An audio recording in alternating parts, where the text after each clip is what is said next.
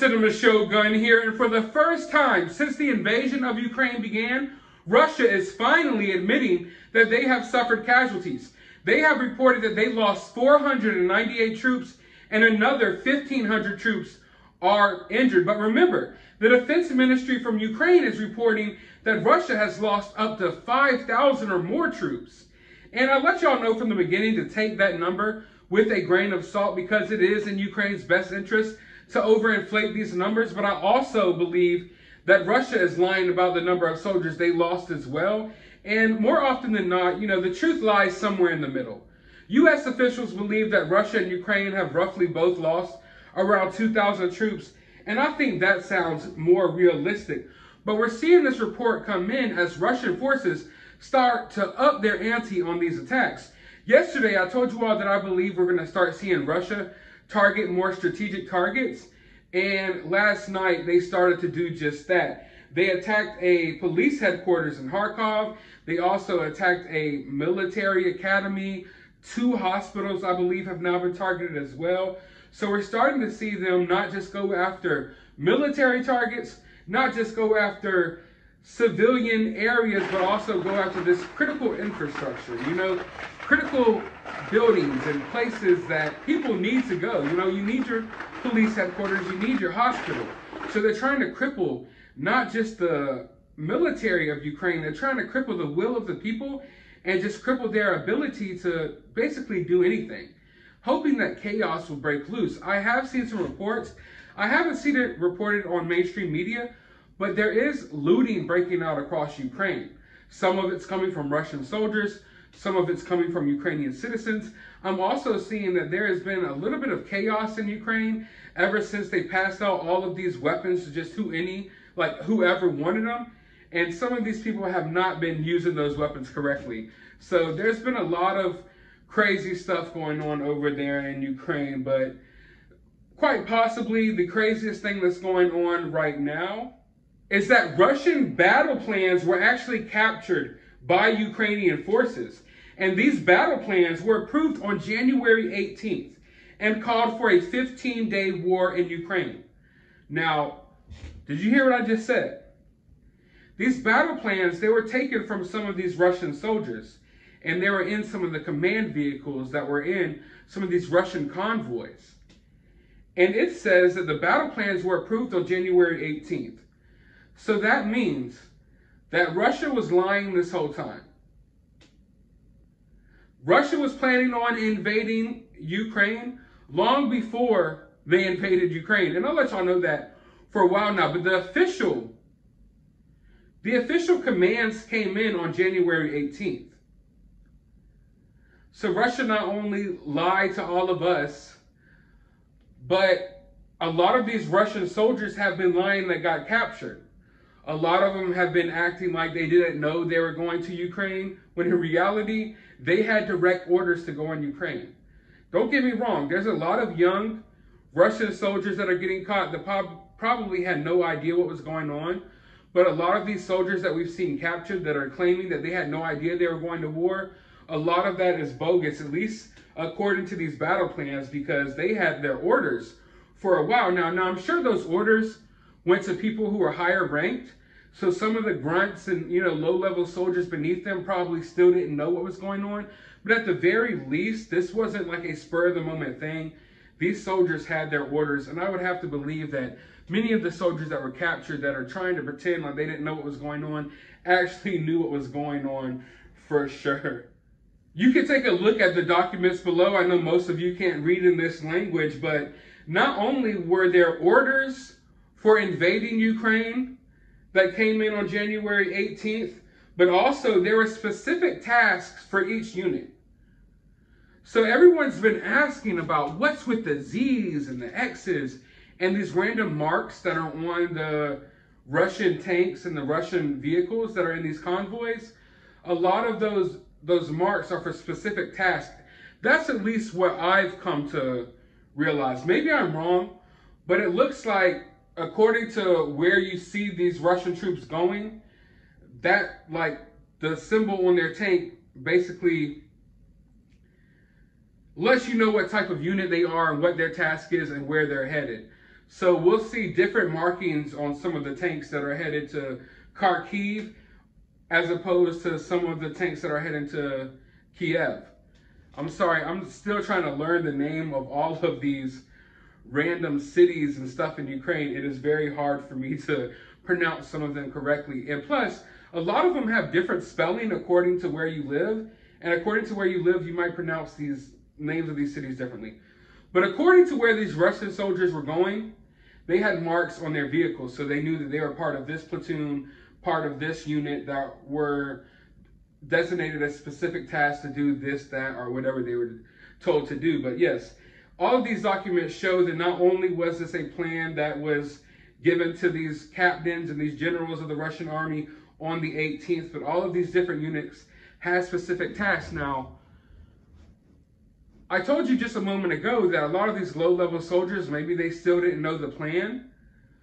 But hearing here that they had specific tasks within these documents, I would believe that at least these soldiers knew what their task was. Maybe they didn't know that they were planning on a full-out invasion of Ukraine, but at the very least, I think they would have told these soldiers what their task was. But who knows? Who knows? I know I've seen a lot of these soldiers that are just so young, and they probably have no clue as to what the hell is even going on. But Russian forces also took control of an area around another nuclear power plant in Ukraine. And this happens to be Europe's largest nuclear power plant. So Russia, when they went into Ukraine, I guess one of their main goals was to take over these nuclear power plants. It wasn't something that I thought was going to be their plan to begin with. Like when they took over Chernobyl, that really hit me from left field. But I definitely expected this one coming. What their intentions are there, I'm not sure. But I think they want to go ahead and get control of all the nuclear power plants to ensure that, Ukraine can't strike out with a nuclear weapon, which there's no evidence that Ukraine has nuclear weapons, I don't believe. But it has been said in Russia, like Putin has been telling people that he's afraid Ukraine has nuclear capabilities. And that's one of the reasons why they invaded Ukraine.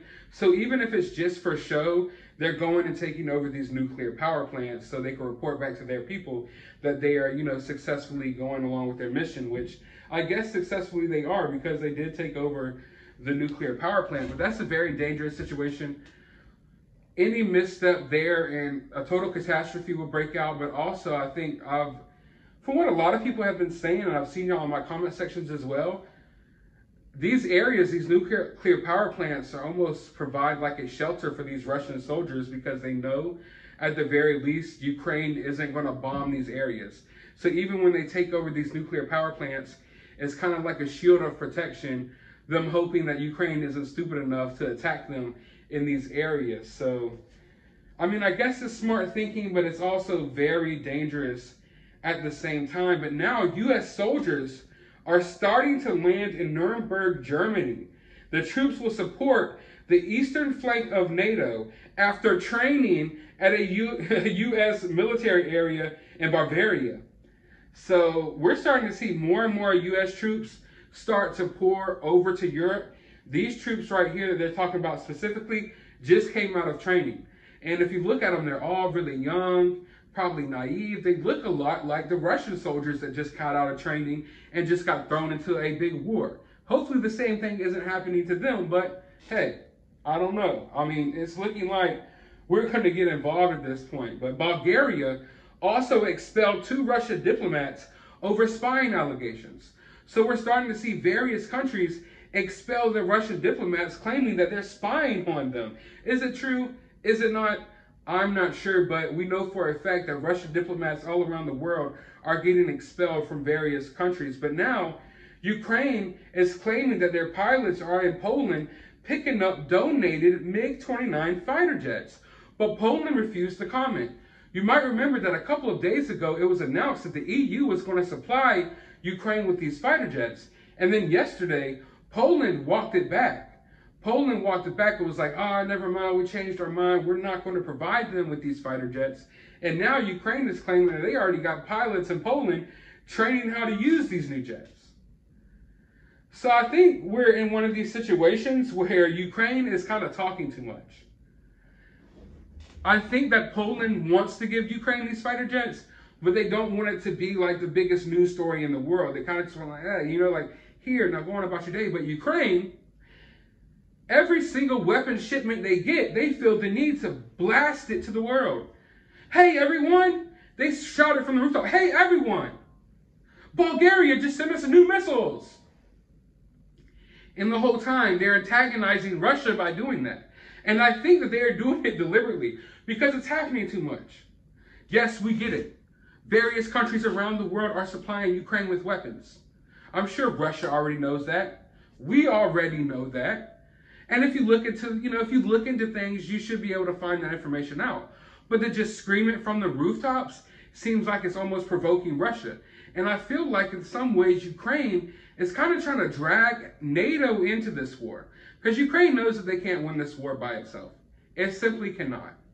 And we could be as positive as we want to be. Trust me, my heart goes out to the people of Ukraine. I respect the people of Ukraine who have taken up arms to defend their land. I respect it. But at the same time, they're going up against odds that they just can't really win against. Because if Russia wanted to, they could wipe Ukraine from the map in a heartbeat. So they're going up against crazy odds. They know that. And they know the only way to win this, to really get out of this, is if NATO gets fully involved. But if NATO gets involved, the whole world is at war. But instead of kind of secretly taking these weapons and donations, they're blasting it out there on every form of media that they can. And I feel like they're kind of doing that to dig at Russia. Because why? Why would you even want to let Russian forces know that you got all of these new weapons? Why not just surprise them? Why not let the Russian forces come into your town thinking they're going up against grandmas with Molotov cocktails, return to find out you just got a new shipment of fighter jets? The element of surprise. But they don't want that. They want to blast this information out as wide and as far as possible to provoke Russia to somehow attack one of these convoys and to get NATO involved in this war. I'm starting to really believe that. And as I was saying, weapons keep pouring into Ukraine, and the weapons that Germany promised, which were anti-tank missiles and Stingers, have now been handed over to Ukraine as of today. Also, a bridge in Kiev was blown apart by the Ukrainian army. They were attempting to trap a Russian column that was wedged in between this bridge and another bridge. They blew up the bridge and they have them cornered, and we are seeing intense firefights in that area as we speak. But yeah, this thing with these planes, it's like one day it's like, hey, we're gonna send planes, and then they walk it back, and then the next thing you know, Ukraine's like, hey, we're still getting the planes. And that all goes back to what I was talking about the other day. The other day I mentioned it was really weird that we're seeing these abandoned tanks in Ukraine. And a lot of people have different theories. Everyone thinks that these tanks are running out of gas. Although, I provided video evidence to you all, and I can provide more, that Ukrainian citizens are finding these tanks fully gassed up, fully stocked up.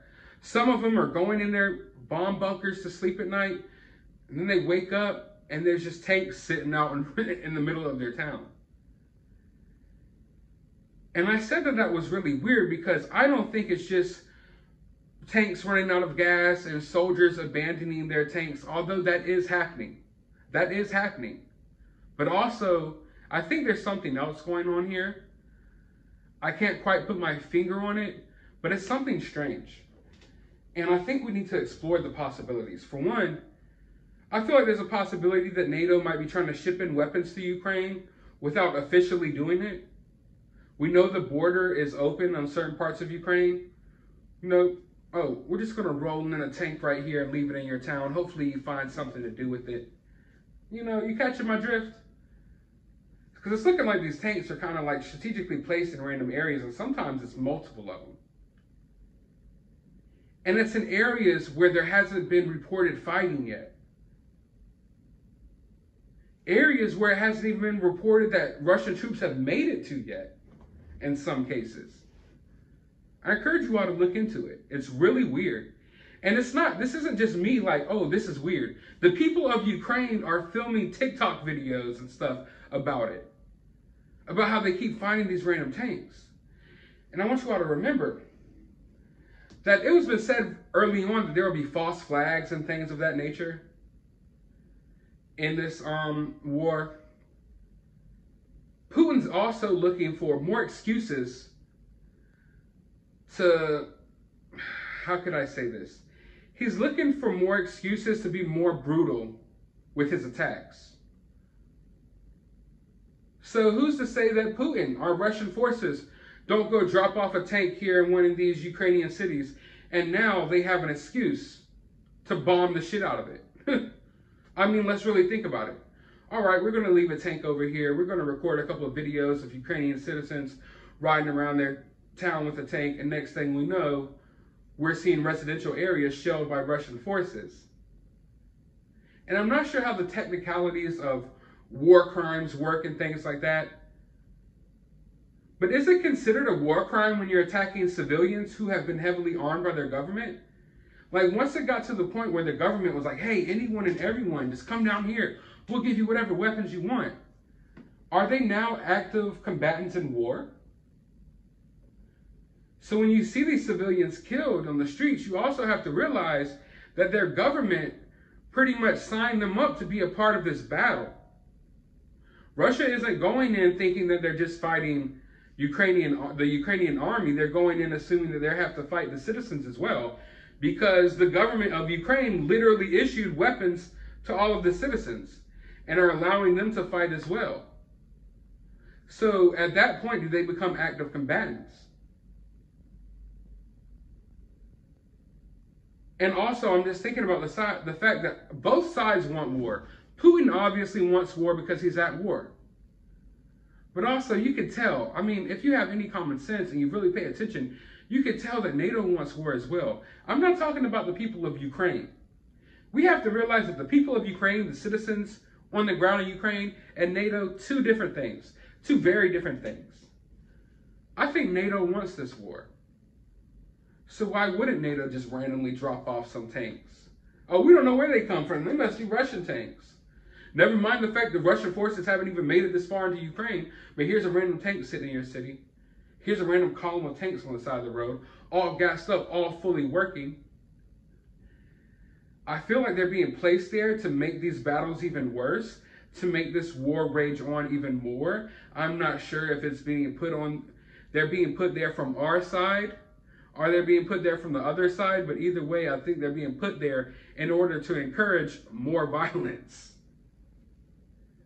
And like I stated before, you don't have to come in my comment section and be like, oh, well, you know, there's Russian forces abandoning tanks. I know. There's Russian forces, listen to my words. There's Russian forces abandoning tanks. There's Russian forces abandoning their mission. There are tanks running out of gas. But there are also tanks that are popping up in random towns and cities across Ukraine that the Ukrainian people cannot even explain. They don't know what's going on. They're waking up and there's tanks in the middle of their town and they're getting in them and they're riding them around. So you take with that information what you will.